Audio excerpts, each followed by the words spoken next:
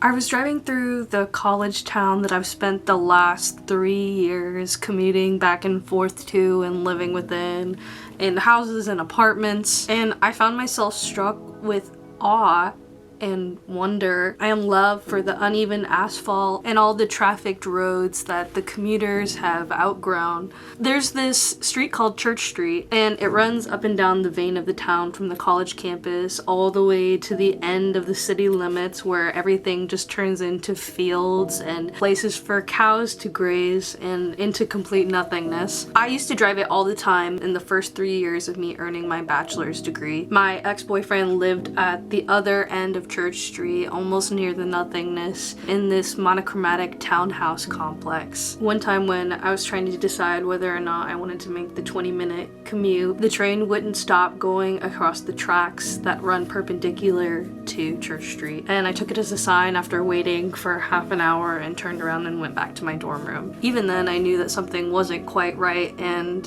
anything can be an omen if you are suppressing your intuition enough. A year later, I was on Church Street all the time again, commuting from Nashville to my college town and back. I was living in Nashville, living a busier, emptier life. I've gone and returned to this place so much that it's starting to feel like the closest thing I've ever had to a hometown. This place holds so much of me, all these memories of this specific bend right before the freeway on I-24, holds memories of me that are stacked up in my mind like film negatives, blurring the images so much. Every time I add another, the more I etch myself into that strip of road. The feeling reminds me of this song that I was listening to over and over again at the beginning of last year, describing growing pains and all the pains of moving to and from a place that you've etched into your life so many times. It's the closest thing that I felt like describes what I always imagined hometown feeling like. Past Alderbrook Road, I'm over the bridge.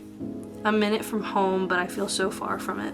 The death of my dog, the stretch of my skin, it's all washing over me. I'm angry again. The things that I lost here, the people I knew, they got me surrounded for a mile or two. The car's in reverse. I'm gripping the wheel. I'm back between villages and everything's still.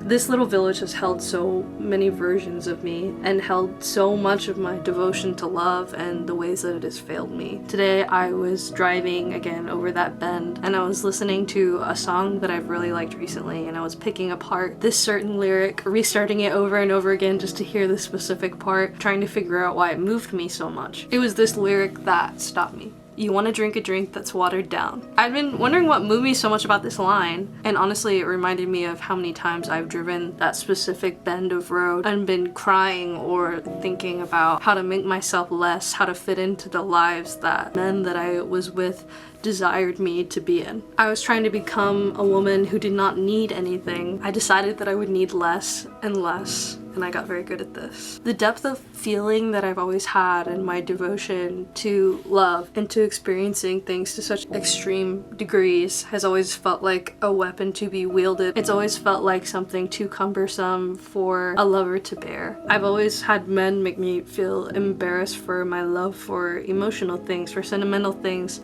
I love love songs. I love rom-coms. I love movies about feeling and emotions and people sitting in rooms and talking about the ways in which they've wounded each other. My heart has always felt like a lethal weapon, something that men I've been with have felt threatened by. I have always wanted to be loved the way that I love. And this is not a story of some perfect growth or change within me. It's not a story to prove that I've gotten better and I have it all figured out now. I still struggle so much with love. I'm still learning to not water myself down like in the song that I was listening to. It is my life's work to slowly recognize my own voice as I stride deeper and deeper into the world, determined to save the only life that I can save, my own. What I really want to do is to learn how to love that girl in each version of that bend in the road, each drive that I took. I want to love each version of this girl that's driving down those roads in this college town,